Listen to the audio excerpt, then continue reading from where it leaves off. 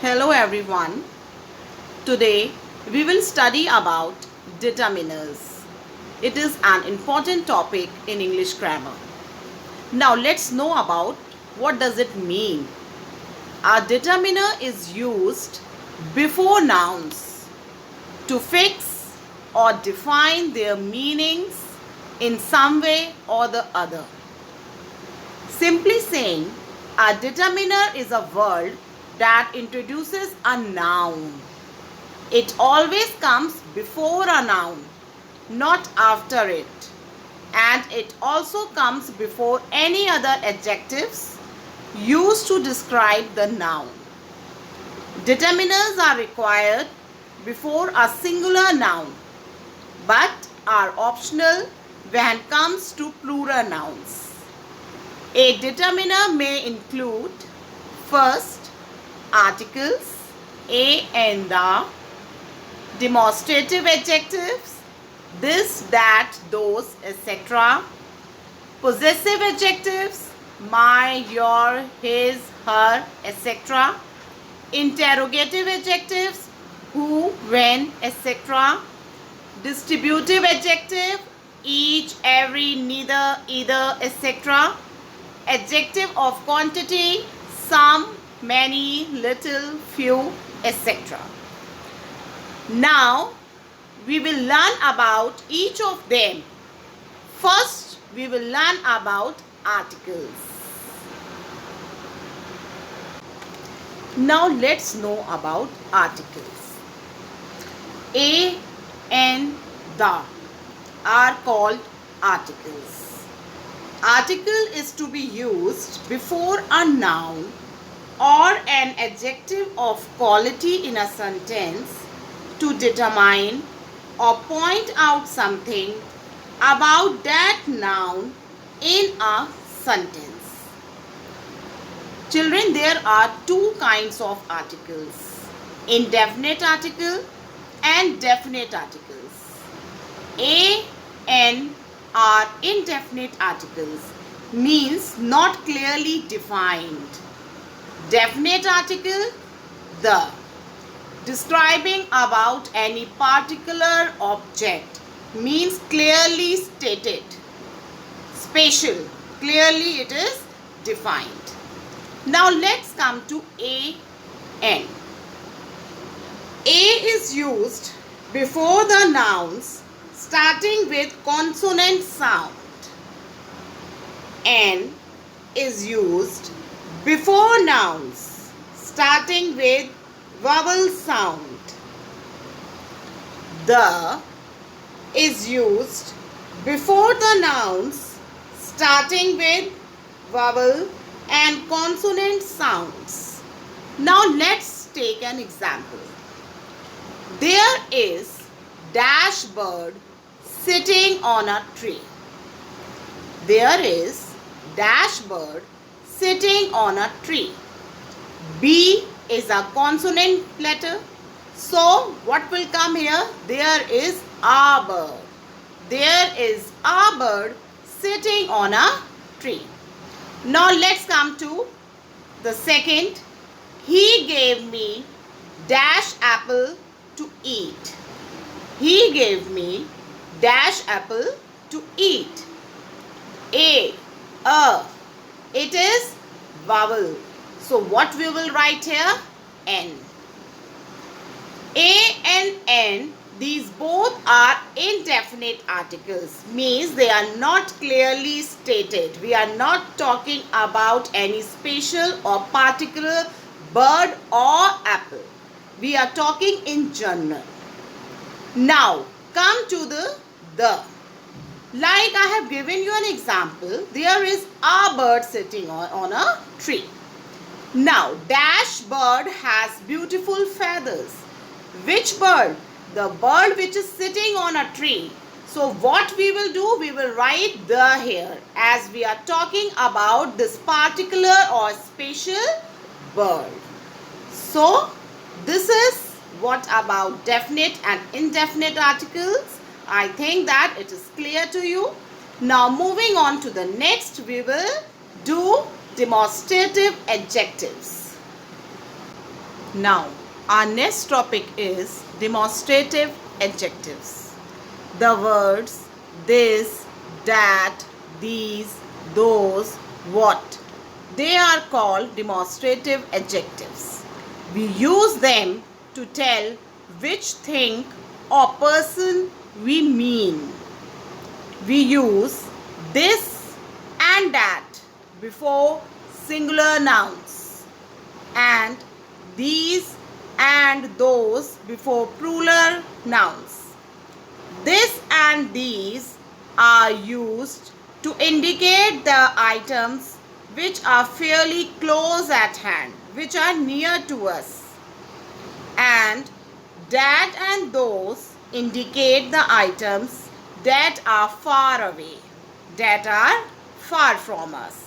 See, for example, this is my car. These grapes are sweet. We are indicating the things which are near to us. Now, that, those. That is Rohan's house. We are saying that one. Those children are naughty. We are indicating to those children they are naughty. So, this is all about demonstrative adjectives. These words will be used in demonstrative adjectives as determiners. Now we will come to possessive adjectives. Now what are possessive adjectives? Possessive adjectives are the words used to show a form of possession or ownership, or we can say that they are used to express a close relationship with someone or something. Now children, some of the basic possessions adjectives are my, your, its, his, their, whose, our, etc. Now very simply I have explained it here with the help of the examples. See, just like the first one is my. This is my bag. Now we are talking about the noun bag and it belongs to me. So therefore this is my bag. My is possessive adjective. Your. This is your pencil. This pencil belongs to you. This is your pencil. Its. The book is better than that its cover.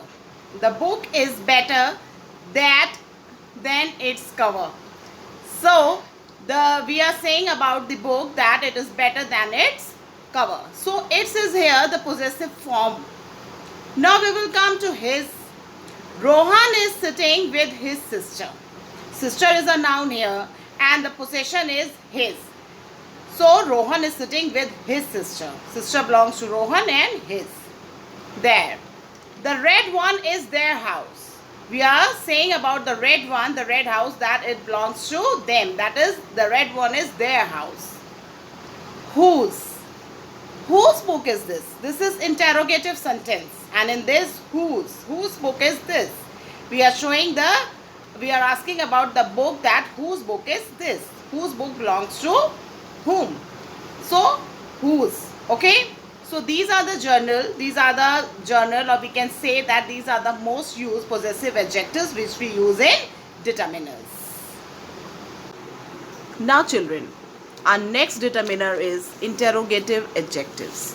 Now what are interrogative adjectives? Interrogative adjectives are adjectives that modify nouns when there is a question. Which one, what kind, or how many. Interrogative means to question. Now, these are common interrogative adjectives. Whose, which, what. Like see, some examples I have given here. Whose book was that? Whose book? Which pen do you like more? Which pen? Whose pens did you see? Whose pens? What product did you order? What product? So, whose, which, whose, what, these are all interrogative adjectives which we use as determiners. So I hope it is clear to you. Now children, we will come to distributive adjectives. Now first of all, we should know that what are distributive adjectives. An adjective used to refer to each and every person or thing separately is called distributive adjective. For example, each, every, either, neither, any, one, both, etc. Moreover, these adjectives are used to single out one or more individual people or items. These adjectives are always followed by a noun or pronoun. Like see, we will go now one by one and get the terms clear. Like see, each. Each is used to refer to one specific person of a group. Is used to refer to one specific person of a group or to speak about group members individually. For example, each girl will get a chocolate. Each girl. We are talking about each girl will get a chocolate. Now, come to every. Every is used to make generalization in sentence. Like it is used to consider for each and every person in a group. For each and every person of a group. For example, every girl has written an email. Every girl has written an email. Now when we are talking about these two, so now let's have a difference also. Let's clear the difference also, and I have mentioned it also here. Each and every. Each stresses individual members of a group. Each stresses individual members of a group. Every stresses all the members of the group. All the members of the group. Each to individual member and every to all members of a group. Now then we will come each. It refers to two or more people who share the work. It refers to two or more people who share the work, and every refers to three or more people, not less than three. Refers to three or more people. Hope that it is clear to you. Now we will come to neither. Neither is used to state not one or the other between a choice of two. Suppose two choices are there and we are stating not one or the other. Neither this one nor the other. See, for example, I could neither laugh nor cry. Neither I could laugh nor I could cry. Then come to either. Now either is used to select one person or thing among the choice of two. There is a choice of two and you have to select one person or thing. For example, either you do this or I will be doing it. You are seeing that two things are given and the choice is also given that either you do this or I will be doing it. So hope that these all terms are clear to you. These will come in distributive adjectives as determiners. Next we will continue with adjective of quantity. Now children, we have come to adjective of quantity, the most important determiner. Now first of all, what is adjective of quantity? Adjective which shows the quantity of nouns or pronouns is called as adjective of quantity. It does not provide exact number of noun. However, tell only amount. It indicates how much noun is there in the sentence. Now see, for example, he has many cars.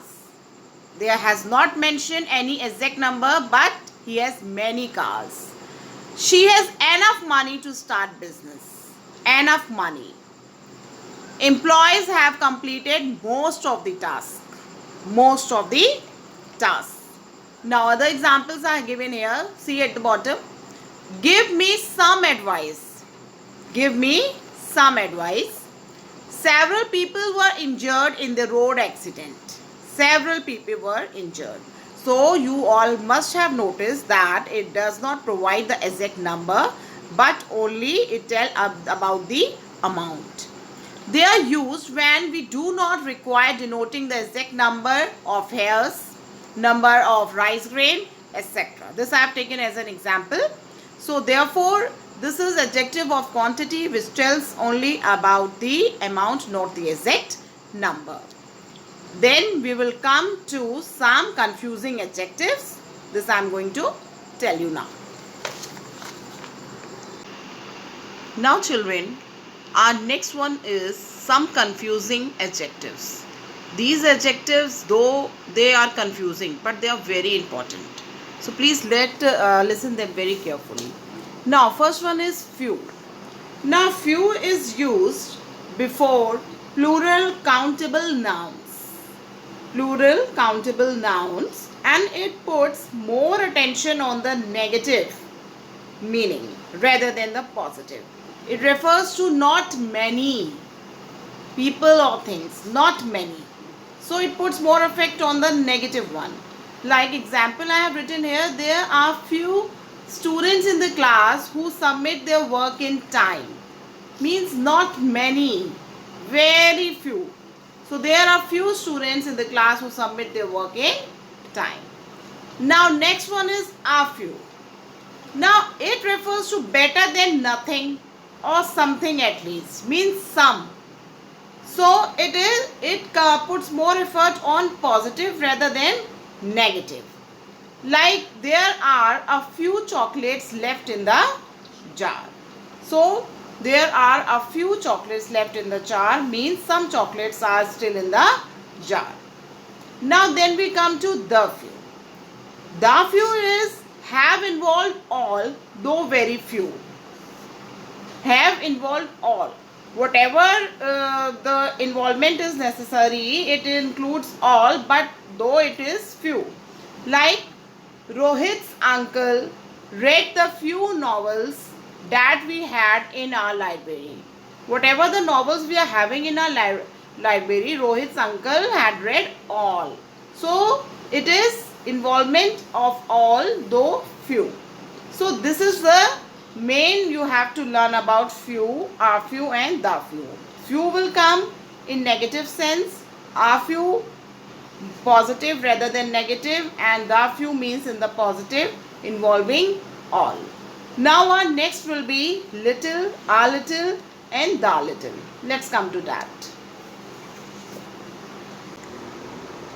Now children, we have little, a little, the little. These are used before uncountable noun. Now see, first of all, little. It gives the sense of hardly any or not much. Hardly any, not much. Like example, there is little milk in the fridge.